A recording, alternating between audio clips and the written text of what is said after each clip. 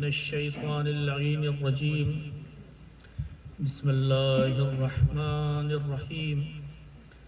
الحمد لله الذي هدانا لهذا وما كنا لنهتدي لولا أن هدانا الله. لقد جاءت رسل ربنا بالحق. ثم الصلاة والسلام والتحية والإكرام على النبي الأمي القرشي الهاشمي الأبطحي رسولنا الممجد والمصطفى الأمجد والمحمود الأحمد أبي القاسم محمد. اللهم صل على محمد وآل محمد وعلى أهل بيته الطيبين الطاهرين المعصومين المظلومين المنتجبين المنتخبين، ولعنة الدائمة الباقية على أعدائهم أجمعين من الآن إلى قيام يوم الدين. أما بعد، فقد قال الله الحكيم في كتابه الكريم وهو أصدق الصادقين وقوله الحق. أعوذ بالله من الشيطان الرجيم. بسم الله الرحمن الرحيم. قد من الله على المؤمنين إذ بعث فيهم رسولا من أنفسهم يتلو عليهم آياته ويزكيهم. صلوات بجبر محمد. اللهم صل على محمد وآل محمد. عزیزان محترم، سب سے پہلے تو آپ تمام حضرات کی خدمت میں تمام جہان تشیع اور خاص طور سے ولی عصر رواں حضرت حجت بن حسن عجل اللہ تعالیٰ فرجہ الشریف کی خدمت میں ولادت باسعادت حضرت صادقین رسول اکرم حضرت محمد مصطفیٰ صلی اللہ علیہ وآلہ اللهم صل على محمد وآل محمد وجل اور سلسلہ امامت کے چھٹے آفتاب تابناک حضرت امام جعفر صادق علیہ السلام کی اللهم صل على محمد وآل محمد ولادت کی مبارکباد پیش کرتا ہوں، دلی مبارکباد. انشاءاللہ خدا اس دن کو ہمارے لیے باعث خیر قرار دے اور اس دن آپ کا جو حضور ہے اس فرش مسرت پر وہ سبب بنے کہ قیامت کے دن بھی ہمارے چہروں پر خوشیاں دکھائی دیں. بہت ہی اہم دن ہے، بہت ہی خاص دن ہے اس عنوان سے کہ دو اہم شخصیتوں کی ولادت کا روز ہے. ایک تو خود جو وجہ خلقت کائنات ہے، جو سید الرسول، سید الانبیاء، سید البشر، جو خود اسلام لانے والا ہے، جو خود ہدایت لانے والا ہے، جس کو پروردگار عالم نے ذریعہ ہدایت قرار دیا. اور دوسرا وہ کہ جس کے نام کی وجہ سے آج فرقہ حقہ کو جانا جاتا ہے. تو ایک حق کو لانے والا ہے اور ایک حق کو پہچانوانے والا ہے. ہماری شناخت امام جعفر صادق علیہ السلام کے نام سے ہے، تو ظاہر سی بات ہے کہ یہ ہماری خوشیوں کو کئی گنا بڑھا دیتا ہے کہ پیغمبر کی ولادت، اور شاید خدا کی مرضی یہی تھی کہ دونوں صادق ایک ہی دن اس دنیا میں آئیں تاکہ جب خوشیاں منائی جائیں تو پھر حق کے لانے والے کی ولادت کے لیے بھی منائی جائے اور حق کے بچانے والے کی ولادت منائی جائے. پیغمبر اسلام، البتہ اکثر یہ کہا جاتا رہتا ہے، کہا جاتا رہا ہے اور شاید آگے بھی کہا جائے گا کہ ہم پیغمبر اسلام کی ذات کے ساتھ انصاف نہیں کرتے. ابھی پیغمبر اسلام کا تذکرہ اتنا نہیں ہوتا، پیغمبر اسلام کے صفات کا تذکرہ اتنا نہیں ہوتا، پیغمبر اسلام کے فضائل نہیں بیان کیا جاتا. چلیے اگر مان بھی لیا جائے، لیکن یہ اشکال اور یہ اعتراض اس وقت بجا ہے کہ جب ہم پیغمبر اسلام کی ذات کے علاوہ کسی اور کا تذکرہ کریں. ہم جب کسی اور کا تذکرہ کرتے ہیں تو وہ نفسوں کا نفسی کی منزل میں ہوتا ہے، سبحان اللہ سبحان اللہ سبحان لحموں کا لحمی کی منزل میں ہوتا ہے، دموں کا دمی کی منزل میں ہوتا ہے، یعنی اس سے زیادہ قرابت انسان کی انسان سے اور کیا ہو سکتی ہے؟ اور یہ کون کہہ رہا ہے؟ وہ رسول کہہ رہا ہے کہ جس کے بارے میں خود قرآن ارشاد فرما رہا ہے کہ وما ينطق عن الهوى ان ہوا الا وحی یوحی، تو رسول کی زبان سے نکل نہیں گیا، رسول کی زبان میں لکنت نہیں ہوتی تھی۔ نہ ہم ان کے ماننے والوں میں ہیں کہ جو یہ کہتے تھے کہ پیغمبر اسلام نعوذ باللہ ہذیان بک رہے ہیں یا غلط مرض کے اس میں آ کے کچھ غلط باتیں کریں، نہیں، ہم تو یہ مانتے ہی نہیں، کیونکہ ہم قرآن کو ماننے والے ہیں، اور قرآن کہہ رہا ہے کہ وما ينطق عن الهوى ان هو الا وحی یوحی، جب وہ ذات کہتی ہے لحموں کا لحمی، دموں کا دمی، نفسوں کا نفسی، تو اب چاہے پیغمبر کا نام لے کر مدحت کی جائے یا علی کا نام لے کر مدحت کی جائے، اللہ اکبر سبحان اللہ، مدحت کس کی ہوگی؟ خود ذات گرامی ہے پیغمبر اسلام۔ ہاں ٹھیک ہے، یہ اعتراض کسی حد تک وارد ہے اس عنوان سے کہ پیغمبر اسلام کی شناخت شاید ہم اتنی کوشش نہیں کر پائے خود ذات پیغمبر کو پہچاننے کی، خود ذات پیغمبر کو پہچاننے کی۔ کتنی آیتیں اگر سرسری نگاہ ڈالی جائے، دیکھیے میں بہت ہی عمیق گفتگو نہیں کرنا چاہتا ہوں، جو عمیق بات تھی وہ میں نے عرض کر دی کہ علی کا تذکرہ پیغمبر کا تذکرہ ہے، حسن کا تذکرہ پیغمبر کا تذکرہ ہے، حسین کا تذکرہ پیغمبر کا تذکرہ ہے، امام صادق کا تذکرہ پیغمبر کا تذکرہ ہے، یہ عمیق بات تھی، اور یہ اتنی عمیق اور اتنی تکرار ہو چکی ہے کہ آپ کی بات ایک جملے میں سمجھ میں آ گئی، یعنی محفل کے بعد کوئی مجھ سے پوچھے گا نہیں مولانا کیسے آپ نے کہہ دیا، بلکہ شاید آپ 4 دلائل مجھے اور دے دیں کہ ہاں آپ نے بات صحیح کی۔ لیکن ایک ظاہری گفتگو میں کہا جائے تو بات صحیح ہے، پیغمبر اسلام کی ذات کے حوالے سے، پیغمبر اسلام کی زندگی کے حوالے سے ہمیں کتنی معلومات ہے؟ کیا وہ معلومات کافی ہے؟ پیغمبر اسلام کے حوالے سے ہمیں کتنی حدیثیں یاد ہیں، ہمارے بچوں کو کتنی حدیثیں یاد ہیں؟ پیغمبر اسلام کے حوالے سے ہمیں قرآن کی کتنی آیتیں یاد ہیں؟ ہر رمضان میں ہم قرآن ختم کرتے ہیں، لیکن کتنی آیتیں ایسی ہیں کہ جن کی طرف ہمارا ذہن گیا ہو کہ ہاں یہ پیغمبر اسلام کے حوالے سے گفتگو ہو رہی ہے؟ کتنی آیتیں ہوں گے؟ ہاں تو یہ اعتراض کسی حد تک وارد ہے کہ پیغمبر اسلام کی ذات کا تذکرہ اس عنوان سے ہونا ضروری ہے کہ ہم پیغمبر کی زندگی کو اور اچھی طرح سے سمجھ سکیں۔ پروردگار عالم نے پیغمبر اسلام کو سید البشر کہا ہے، سید الانبیاء کہا ہے، خاتم النبیین کہا ہے، ہر چیز پروردگار عالم نے پیغمبر کے صدقے میں پیدا کی، یعنی وہ خدا جو رحیم ہے، جو رحمان ہے، وہ اپنی ایک مخلوق کو کہہ رہا ہے کہ تو رحمت للعالمین ہے۔ سوچنے کی بات ہے نا، وہ خدا جو خود رحیم ہے وہ کہہ رہا ہے کہ تم رحمت ہو عالمین کے لیے، ایسا بھی نہیں کہ اپنے ماننے والوں کے لیے، ایسا بھی نہیں کہ صرف مسلمانوں کے لیے، مومنین کے لیے، نہیں، رحمت للعالمین ہو تم۔ قرآن کی آیت ہے نا، کسی خطیب کی زبان سے نکلا ہوا فقرہ نہیں ہے یہ۔ تو جب وہ رحمت للعالمین ہے تو اس کا مطلب یہ ہے کہ جب ہم یہ کہتے ہیں کہ امام حسین علیہ السلام شفاعت فرمائیں گے، بی بی فاطمہ زہرا شفاعت فرمائیں گی، اگر غم حسین پر ایک آنسو بہا دو گے تو پھر شفاعت ہو جائے گی، تو اگر حسین ذریعہ شفاعت بن رہے ہیں تو پیغمبر کی ذات کی وجہ سے، اگر بی بی زہرا شفاعت فرما رہی ہیں تو پیغمبر کی وجہ سے، کیونکہ اللہ نے اپنی رحمت کا ذریعہ کس کو قرار دیا ہے؟ پیغمبر اسلام کی ذات کو۔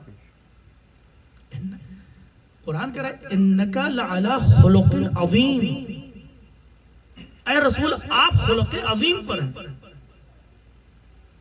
ترجمہ کیا کیا جاتا ہے؟ آپ اخلاق کے عظیم درجے پر فائز ہیں۔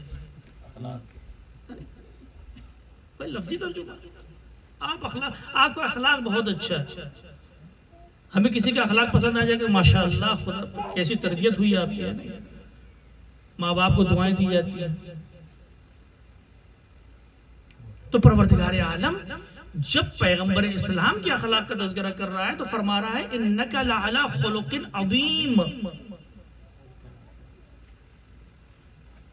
آپ غور کریں، آیت قرآنی ہے سورہ قلم.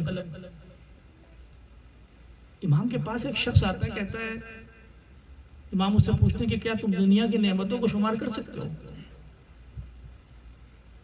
کہتا نہیں، بہت زیادہ. کتنی نعمتوں کو شمار کریں گے؟ البتہ نعمتوں کا احساس ہو جانا بھی اللہ کی نعمت ہے. بعض اوقات ہمارے پاس نعمتیں رہتی ہیں، ہم کو پتہ ہی نہیں چلتا. تو اگر انسان کو نعمت کا احساس ہے، لئن شکرتم لازیدنکم، اور اس شکر کے لیے انسان کو معلوم ہونا چاہیے کہ نعمت ہے ہمارے پاس. بعض اوقات ہماری زندگی گزر جاتی ہے، ہم کہتے ہیں کہ اللہ نے دیا کیا. اللہ کی تو بات چھوڑیے، زندگی گزر جاتی ہے، کہتے ہیں ماں باپ نے کیا کیا. پڑھایا تو ان کی ذمہ داری تھی، لکھایا تو ان کی ذمہ داری تھی، کھلایا تو ان کی ذمہ داری تھی، بڑا کیا تو ان کی ذمہ داری تھی، انہوں نے پیدا کیا، ہماری تھوڑی غلطی تھی اس میں. تو جو انسان ماں باپ کا شکر ادا نہیں کر سکتا، حدیث ہے کہ جو انسان مخلوق کا شکر ادا نہیں کر سکتا وہ خالق کا شکر ادا نہیں کرتا. تو امام نے پوچھا نعمتیں گن سکتے ہو؟ کہا کہ نہیں، نعمتیں تو اللہ نے بہت دی ہیں. کتنی نعمتوں کا تذکرہ کیا جائے گا. لیکن عزیزان محترم، اللہ کی دنیاوی نعمتوں کا آج تو ماشاءاللہ علم اتنی ترقی کر چکا ہے کہ آپ اسے بہتر طریقے سے جانتے ہیں کہ دنیا کتنی عظیم ہے، کتنی وسیع ہے. علامہ اقبال اس ٹائم کہہ کے چلے گئے تھے، پتہ نہیں کیسے، کتنے دور اندیش تھے، ہم کو نہیں معلوم، کہ یہ کائنات ابھی ناتمام ہے، شاید یا رہی ہے دمادم صدائے کن فیکون. یعنی کائنات بڑھتی جا رہی ہے، اور آج علم ثابت کر رہا ہے ہماری کیا اوقات ہے اس میں، ہماری زمین کی کیا اوقات ہے. اس زمین پر اللہ کی دی ہوئی نعمتوں کو شمار کرنا ممکن نہیں ہے. اور جب کہ پروردگار عالم اس دنیا کی نعمتوں کے بارے میں فرماتا ہے متاعٌ قلیل، اس دنیا میں جو نعمتیں تم کو مل رہی ہیں وہ بہت کم ہے، قلیل، کچھ نہیں ہے. اس دنیا کی نعمتیں خود قرآن فرما رہا ہے کہ اس دنیا کی نعمتیں قلیل ہیں، لیکن در عین حال اتنی زیادہ ہیں کہ ہم شمار نہیں کر سکتے. تو عزیزان محترم، جب ہم اس دنیا کی قلیل نعمتوں کا اندازہ بھی نہیں لگا سکتے، جب ہم اس دنیا کی قلیل نعمتوں کو بھی شمار نہیں کر سکتے، جب ہم اس دنیا کی قلیل نعمتوں کی بھی معرفت حاصل نہیں کر سکتے، تو اب اگر پروردگار عالم کسی رسول کے بارے میں یہ فرمائے کہ انک لعلی خلق عظیم، اللہ اکبر، عظیم صفت پروردگار ہے. عظیم کے ذریعے پروردگار عالم نے اپنی معرفت کروائی ہے.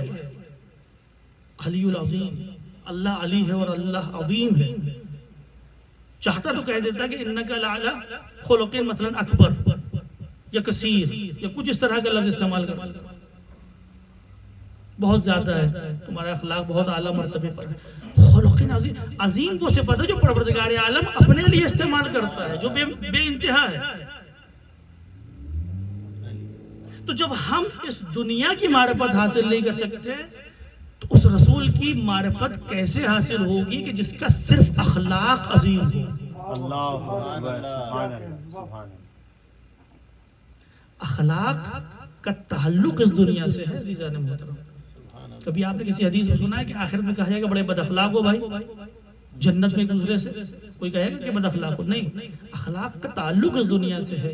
رسول کی صفت یہ ہے کہ اس دنیا میں بھی آیا تو ایک دنیاوی صفت کو اس طرح سے پروان چڑھایا کہ خالق خود کہتا ہوا نظر آ رہا ہے خلق عظیم. اب اس سے بہتر اخلاق کسی کا نہیں ہو سکتا. اللہ اکبر. برائے ہوتی ہے سرکار دو عالم بلند تر صلوات.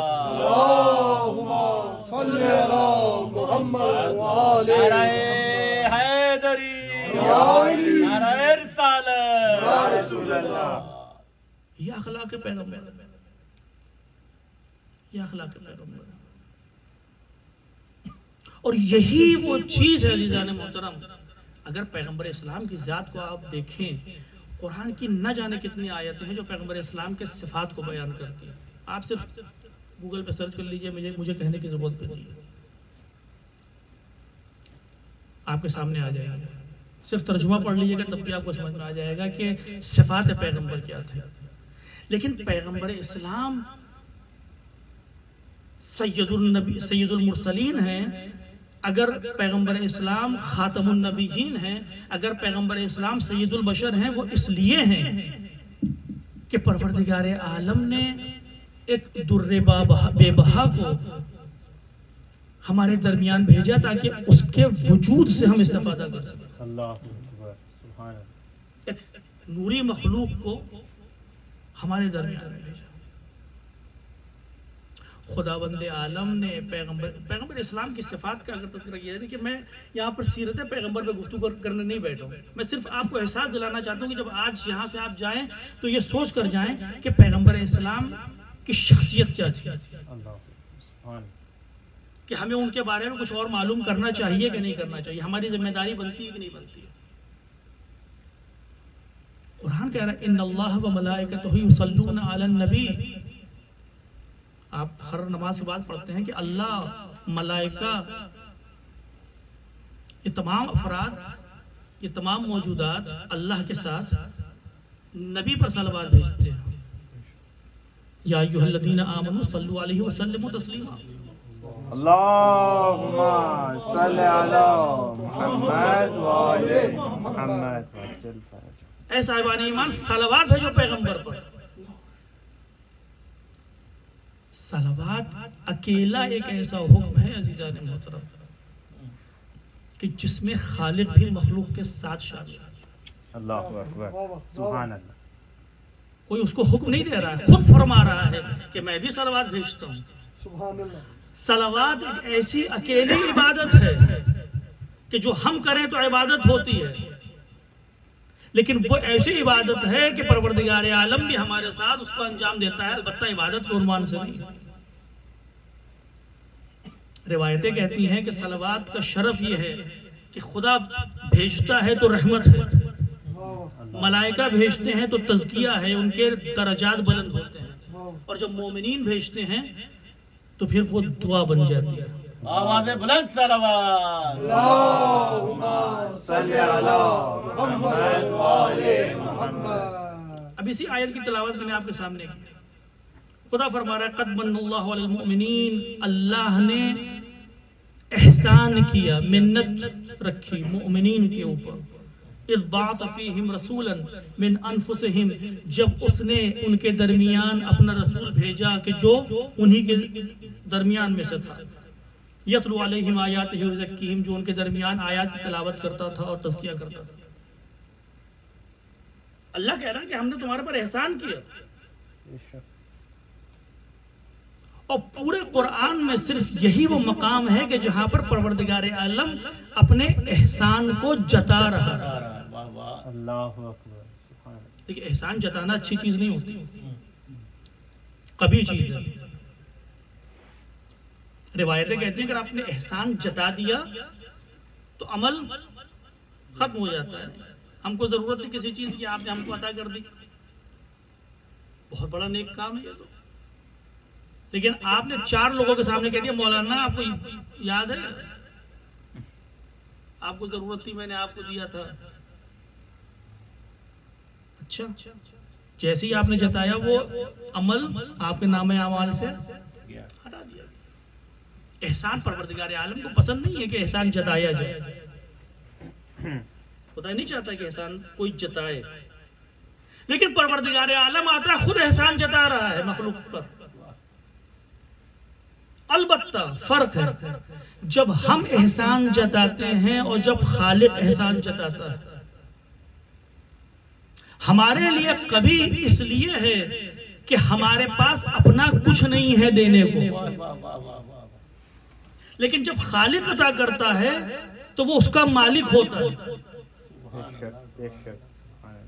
تو جب مالک عطا کرتا ہے تو احسان جتا سکتا ہے، لیکن جب ہم کسی چیز کو عطا کرتے ہیں تو در حقیقت وہ ہماری نہیں ہوتی، اللہ کی دی ہوئی ہوتی ہے.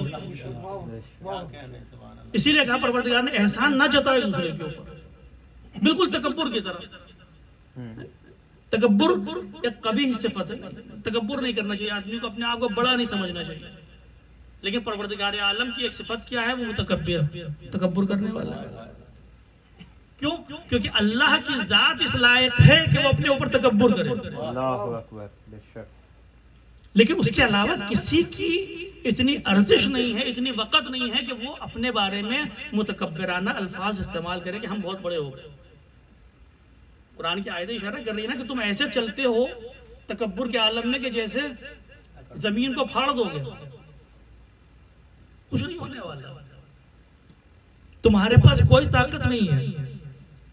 تو وہاں پر بھی پروردگار عالم تکبر کرتا ہے، وہ متکبر ہے. لیکن ہم سے کہا کہ تکبر نہ کرو کیونکہ تمہارے پاس تکبر کرنے والی کوئی چیز ہے نہیں. تو جب بات احسان جتانے کی آئی تو احسان جتانے میں بھی مخلوقات سے کہا کہ دیکھو احسان نہ جتاؤ، لیکن خالق کے پاس یہ حق ہے کہ احسان جتا سکے. لیکن توجہ کی بات یہ ہے کہ پروردگار عالم جس نے اتنی تمام نعمتیں خلق کی ہمارے لیے، ابھی میں نے گفتگو کی کہ اس کی نعمتوں کا احسان ممکن نہیں ہے. لا تعدوا نعمت اللہ، اللہ کی نعمتوں کو شمار نہیں کر سکتے. سب کچھ خلق کرنے کے بعد پروردگار عالم کی نظر میں اگر کوئی نعمت ایسی ہے کہ جس کے اوپر احسان جتایا جا سکے تو وہ وجود مقدس پیغمبر اسلام. سبحان اللہ. برائے شنودیے حضرت محمد مصطفیٰ بلندتر صلوات. اللہم صلی علی محمد وآل محمد. وہ وجود مقدس پیغمبر اسلام کہا کہ اپنا رسول بھیجا،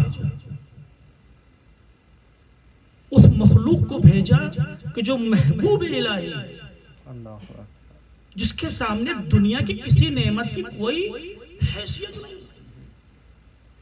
اب یہاں پر پروردگار عالم آتا ہے، احسان جتاتا ہے. لقد من اللہ، اللہ منت رکھتا ہے، احسان جتاتا ہے مومنین کے اوپر کہ اس نے اپنا رسول تمہارے درمیان بھیجا،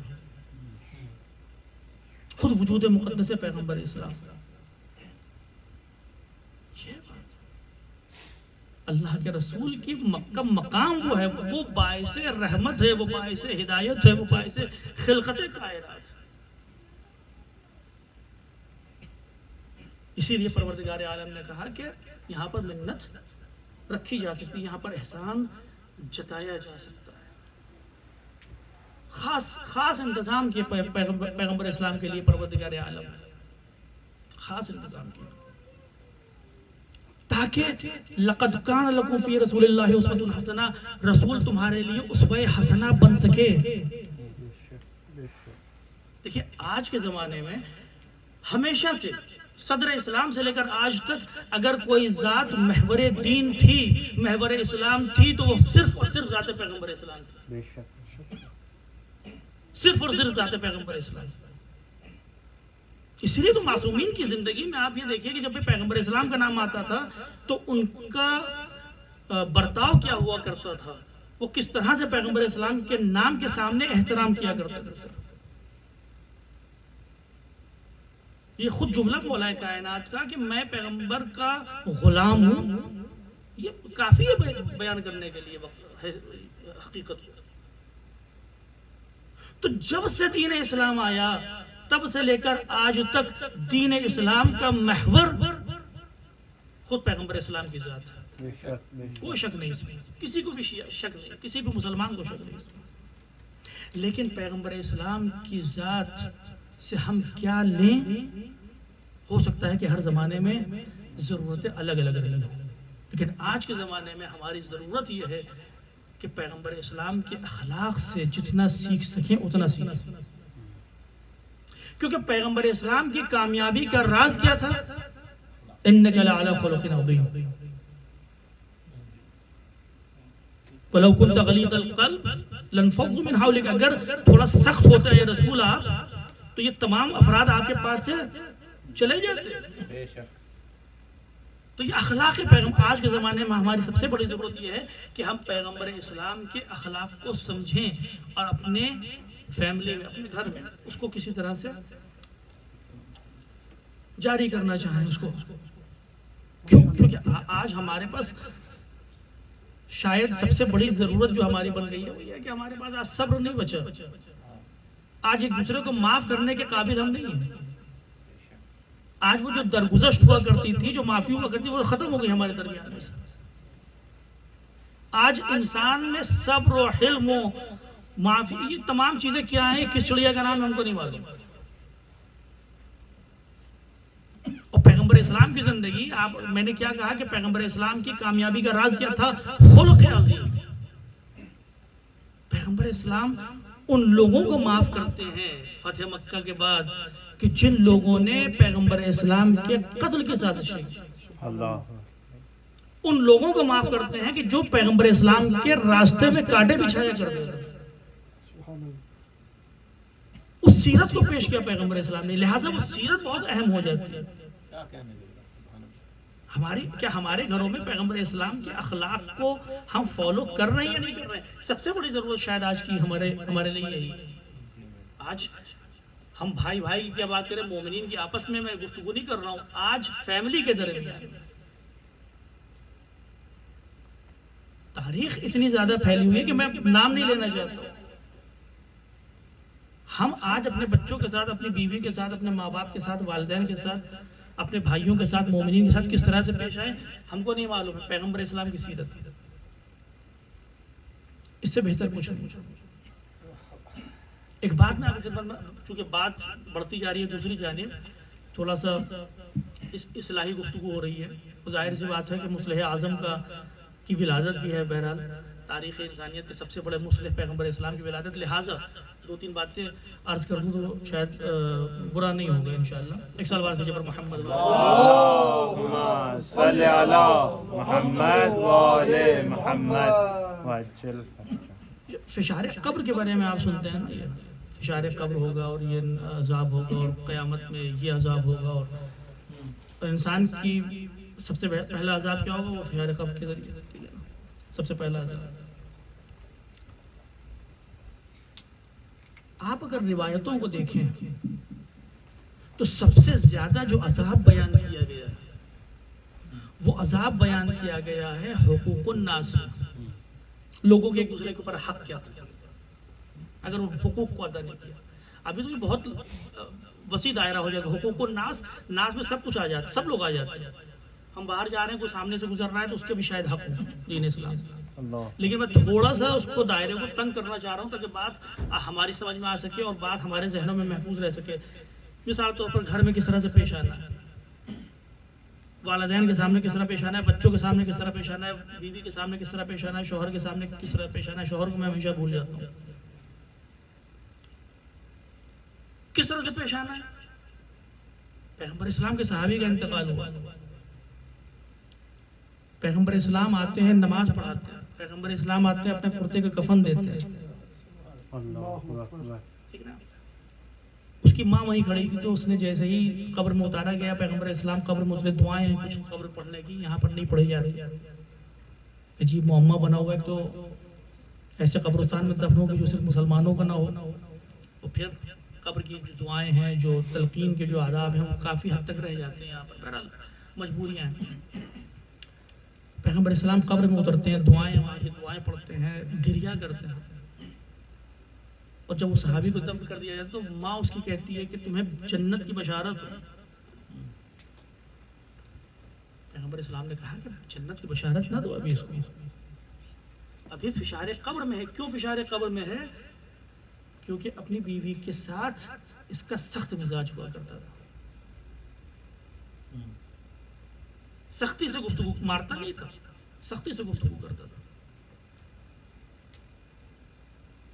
تو وہ انسان کے جس کے لیے پیغمبر اسلام نماز پڑھ رہے ہیں، جس کے لیے پیغمبر اسلام اپنے کرتے کا کفن دے رہے ہو، جس کے لیے گریہ فرما رہے ہو، جس کے لیے ہم کہتے ہیں نا کہ اگر 40 مومنین کسی کے لیے دعا کر دیں تو اس کو معاف کر دیا جاتا ہے. لیکن ظاہر سی بات ہے کہ پیغمبر اسلام کو تعلیم بھی دینا ہے، سمجھانا بھی ہے، بتانا بھی ہے. 40 مومنین کسی کے لیے دعا کرتے ہیں تو اس کو معاف کر دیتا ہے. پروردگار عالم یقیناً معاف کر دیتا ہے، لیکن حقوق الناس اور لوگوں کے حق انسان کی گردن پر رہتے ہیں. پیغمبر اسلام نے کہا کہ اپنی بیوی کے ساتھ سخت ہے، ابھی نہ کہو، ابھی تو یہ فشار قبر میں ہے. تو سوچنے کی بات ہے نا. اب آج جتنے بھی افراد یہاں پر موجود ہیں وہ جائیں گے تو پھر معلوم ہوگا گھروں میں. اگر ہمارے ذمے حقوق الناس نہیں ہیں تو میں آپ سے کہہ رہا ہوں، البتہ میری بات کی کوئی اوقات نہیں ہے، کوئی وقت نہیں ہے، میرا گریبان نہ پکڑیے گا، لیکن علماء اخلاق کہتے ہیں کہ پروردگار عالم اتنا رحیم ہے کہ جو حقوق اللہ ہوں گے ان کو تو معاف کر دے گا، لیکن حقوق الناس کو نہیں معاف کیا جا سکتا جب تک کہ سامنے والا معاف نہ کرے. پیغمبر اسلام کی سیرت یہاں پر آتی ہے. اگر ہم اس سیرت کی صرف اتباع کر لیں اپنی زندگی میں تو ایک بھی حق الناس ہمارے پر نہیں ہوگا. ایک بھی حق الناس ہمارے پر. کیوں؟ کیونکہ پیغمبر کی سیرت یہ ہے کہ قاتل تلوار لے کر کھڑا ہوا ہے اور پیغمبر اسلام مکے سے مدینے کی طرف ہجرت کر رہے ہیں. تب بھی پیغمبر اسلام کو معلوم ہے کہ یہ جو تلوار لے کر کھڑا ہوا ہے اس نے امانت کے طور پر مجھے کچھ پیسے دیے تھے جو واپس کرنا ہے. تو نبی مکے کو بعد میں چھوڑتے ہیں، پہلے کسی کو مقرر کرتے ہیں تاکہ ان امانتوں کو ادا کیا جا سکے. یہ قاتل آئے ہوئے ہیں جن کی امانتیں پیغمبر کے پاس ہیں. تو اب اس سے بڑھ کر سیرت کہاں ملے گی ہم کو؟ ورفعنا لک ذکرک. دیکھیے مجھے معلوم ہے کہ غنودگی کا عالم بھی ہے، 5 منٹ اور لوں گا بس زیادہ. بسم اللہ. پر محمد و اہل بیت محمد بلند تر صلوات. اللہم صلی علی محمد و آل محمد. ورفعنا اسی لیے پیغمبر اسلام کے لیے پروردگار عالم نے فرمایا. دیکھیے بات کہاں سے آتی ہے وہ بہت زیادہ اہم ہوتی ہے، کہنے والا کون ہے. ورنہ آپ ہر پڑھنے والے کو آیت اللہ اور مجتہد بنا دیتے ہیں، لیکن وہ مجتہد اور آیت اللہ بن نہیں جاتا اور کوئی توجہ بھی نہیں کرتا، کیونکہ اعلان کرنے والے کو خود نہیں معلوم ہے کہ مجتہد اور آیت اللہ کون ہے. کبھی کبھی احتراماً بھی کہہ دیا، لیکن جب پروردگار عالم کہتا ہے تو ظاہر سی بات ہے وَرَفَعْنَا لَكَ ذِكْرَكَ. وہ کہنے والا کہہ رہا ہے کہ اے رسول ہم نے آپ کے ذکر کو بلندی عطا کی. اور جب پروردگار عالم کسی کے ذکر کو بلندی عطا کر دیتا ہے تو وہ کبھی زوال پذیر نہیں ہوتا. بے شک بے شک بے شک. تو پیغمبر اسلام کے نام کو بلندی عطا کی ہے پروردگار عالم نے. اللہ. تو جب پیغمبر اسلام اکیلے تبلیغ کر رہے تھے اور پورا شہر پیغمبر اسلام کا دشمن تھا، تب بھی پیغمبر اسلام اسی بلندی پر تھے. اور آج بھی جب پیغمبر اسلام کے ماننے والے دنیا کے ہر کونے میں، پھر اس سے فرق نہیں پڑتا کہ کتنے لوگ ماننے والے ہیں، کیونکہ رسول اس ٹائم پہ رسول تھا جب صرف ایک علی پیچھے نماز پڑھنے والے تھے اور خدیجہ پیچھے نماز پڑھنے والے تھے. اللہ سبحان. رفعنا لک ذکرک. ہم نے آپ کے ذکر کو بلندی عطا کی ہے. پھر چاہے جتنے لوگ آ جائیں سازشیں کر دیں کہ پیغمبر اسلام کے قتل کی سازش ہو، پیغمبر اسلام کو جادوگر کہنے کی سازش ہو، تمام ترجیحیں ہو جائیں، لیکن پیغمبر اسلام کے نام پر ایک دھبا بھی نہیں لگا سکتے. کیوں؟ کیونکہ ان کے نام کو رفعت عطا کی ہے، بلندی عطا کی ہے پروردگار عالم نے. تو کم از کم مسلمانوں کو اتنا سمجھ لینا چاہیے کہ جب بھی سارے کی ساری خلافت، جب بھی ساری کی ساری امت، جب بھی سارے کے سارے مسلمان اگر چاہیں بھی تو کسی کے دامن پر دھبا دھبا نہ لگا سکیں تو سمجھ جانا کہ رفعت پروردگار عالم کی طرف سے ملی ہے، مسلمانوں کی طرف سے نہیں دی گئی ہے۔ اب چاہے پیغمبر اسلام کی ذات ہو یا علی ابن ابی طالب کی ذات ہو، کہ 40 سال تک ممبروں سے گالیاں دی جاتی رہیں، پھر بھی علی کے دامن پر دھبا نہیں لگا۔ سبحان اللہ۔ نعرہ حیدری، کیوں؟ رفعنا لک ذکرک، اے رسول ہم نے آپ کو رفعت عطا کی ہے۔ تو جب رسول کی رفعت پروردگار عالم کی طرف سے ہے تو پھر اس کی رفعت بھی پروردگار عالم کی طرف سے ہے کہ جو نفس رسول ہے، اس کی بلندی بھی پروردگار عالم کی طرف سے ہے کہ جو نفس پیغمبر ہے۔ پھر چاہے کچھ بھی ہو جائے، دنیا چاہے کچھ بھی کر لے، لیکن اس نام کو مٹایا نہیں جا سکتا۔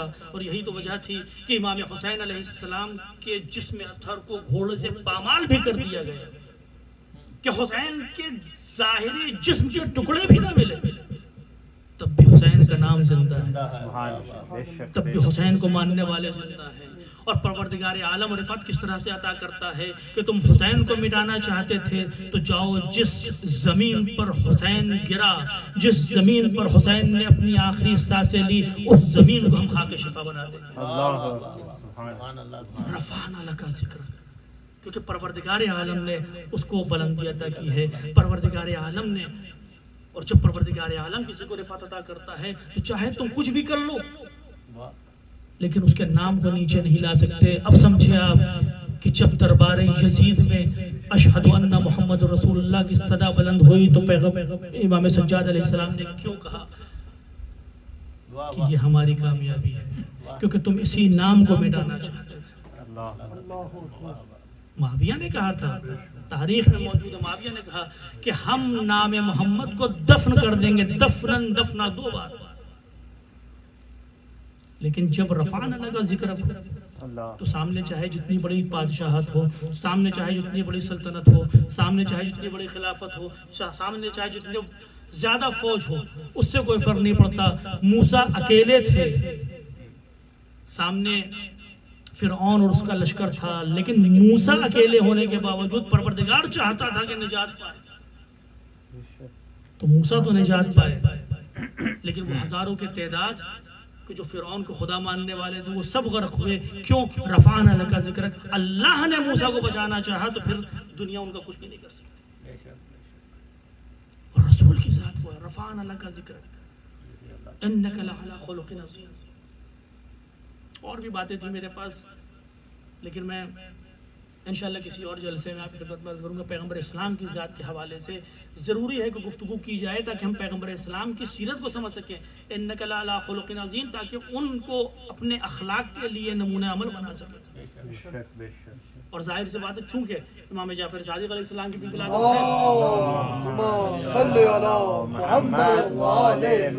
بس ایک بات آپ کی خدمت میں عرض کروں گا، اور چونکہ اگرچہ میں کوئی فرق نہیں کرتا، ابھی میں نے کہا کہ علی کا تذکرہ کرتے ہیں اس نیت کے ساتھ کہ پیغمبر کا تذکرہ ہو رہا ہے، اور آج پیغمبر کا تذکرہ کیا اس نیت کے ساتھ کہ امام جعفر صادق علیہ السلام کا تذکرہ ہو رہا ہے، اور مجھے یقین ہے کہ امام جعفر صادق علیہ السلام یہاں پر تشریف فرما ہوتے تو ان کا بھی حکم یہی ہوتا کہ میرے جد کے بارے میں گفتگو کرو۔ سبحان اللہ، بے شک۔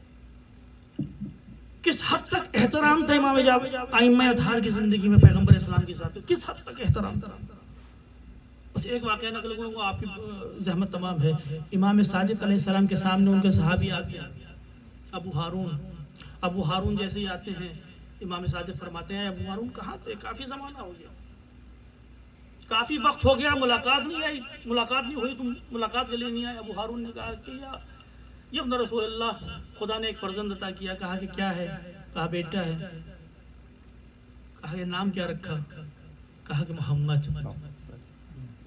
اب روایتیں ہیں عزیزان محترم، روایت کے جملے ہیں، امام صادق علیہ السلام نے جیسے ہی نام سنا محمد تکرار کرنا شروع کی، محمد محمد محمد، اور ہر بار محمد کہنے کے ساتھ ساتھ اپنے سر کو جھکاتے رہتے تھے، یہاں تک کہ روایت کہتی ہے کہ تقریباً سجدے کی حالت میں چلے گئے، اور اس کے بعد سر کو اٹھایا اور کہا کہ دیکھو، جس گھر میں محمد نام ہوگا پروردگار عالم اس میں برکتیں عطا کرے گا، اور میں تم سے یہ وصیت کرتا ہوں کہ چونکہ تم نے نام اس کا محمد رکھا ہے تو اس نام کے احترام کے قابل، اس نام کے احترام کے لیے اس کو غلط الفاظ میں نہ پکارنا، اس کے ساتھ رحمت و عطوفت کے ساتھ پیش آنا، صرف کس لیے؟ صرف اس لیے کہ نام محمد ہے۔ ماشاءاللہ۔ تو جب امام صادق علیہ السلام کی نظر میں کسی انسان کا کسی کے بیٹے کا نام صرف محمد ہو جاتا ہے تو امام صادق علیہ السلام حکم دیتے ہیں کہ دیکھو اب اس کو کسی طرح کی تکلیف نہیں ہونا چاہیے۔ تو سوچئے کہ امام صادق علیہ السلام کی نظر میں خود ذات گرامی حضرت محمد مصطفیٰ صلی اللہ علیہ وسلم کی عظمت کیا ہوگی۔ صلی علی محمد۔ عظمت اس لیے ہے، بس آخری جملہ ہے، وہ عظمت اس لیے ہے کیونکہ آپ دنیا کا کوئی بھی انسان پیغمبر اسلام کی معرفت حاصل نہیں کر سکتا۔ کیوں نہیں کر سکتا؟ کیونکہ انک علی خلق عظیم، ذات پیغمبر اسلام ان صفات کی حامل ہے کہ جو صفات ہیں مخصوص پروردگار، جو مخصوص ہیں ذات الہی سے، اور جس طرح سے ذات الہی کا ادراک ممکن نہیں، اسی طرح سے ذات محمد کا ادراک ممکن نہیں۔ اور یہ میرے جملے نہیں ہیں، روایت آپ سنتے رہتے ہیں کہ اے علی، خدا کو کسی نے نہیں پہچانا سوائے تمہارے اور میرے، اور مجھ کو کسی نے نہیں پہچانا سوائے تمہارے اور خدا کے، اور تم کو کسی نے نہیں پہچانا سوائے میرے اور خدا کے۔ اور آج امام صادق علیہ السلام اگر محمد کہتے ہوئے جھک رہے ہیں، وہ اس لیے جھک رہے ہیں کہ امام صادق علیہ السلام کے پاس معرفت محمد ہے جو ہمارے پاس نہیں ہے۔ بس آخری جملے کے عنوان سے پروردگار عالم سے بدس بدعا ہوں کہ پروردگار عالم تجھے واسطہ خود اپنے حبیب حضرت محمد مصطفیٰ صلی اللہ علیہ وسلم کا کہ ہم کو کسی حد تک اپنے حبیب کی معرفت عطا فرما، اور ان کو تو نے رحمت للعالمین قرار دیا ہے تو ہم کو بھی اس رحمت میں سہیم قرار دے پروردگار عالم۔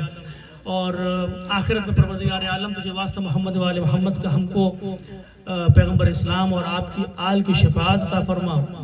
اور تمام جتنے بھی یہاں پر موجود افراد ہیں ان کے لیے بھی خاص دعا ہے کہ پروردگار عالم اس دن کے صدقے میں کہ جو ایک نورانی دن ہے کہ جس دن حبیب خدا اس دنیا میں آئے، جس دن آپ کے وسیع اس دنیا میں ہے، پروردگار عالم تجھے واسطہ محمد وآل محمد کے جتنے بھی یہاں پر مومنین موجود ہیں ان کی جو دلی حاجتیں ہیں ان کو پورا فرما، جو مریض ہیں ان کو شفاء کامل و عاجل عطا فرما، جو قرض دار ہیں ان کو قرض سے نجات عطا فرما، جو بے اولاد ہیں ان کو اولاد کی نعمت سے نواز، اور پروردگار ہم کو توفیق عطا فرما کہ ہم اپنی زندگی نقش قدم محمد مصطفیٰ حضرت پیغمبر اسلام کے اوپر ہم جاری و ساری رہتے ہوئے پوری کر سکیں، اور ان کی اور ان کے آل کی الفت و محبت ہمارے دلوں میں قرار فرما۔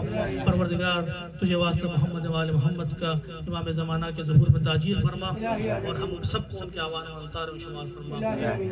وآخر دعوانا الحمدللہ رب العالمین۔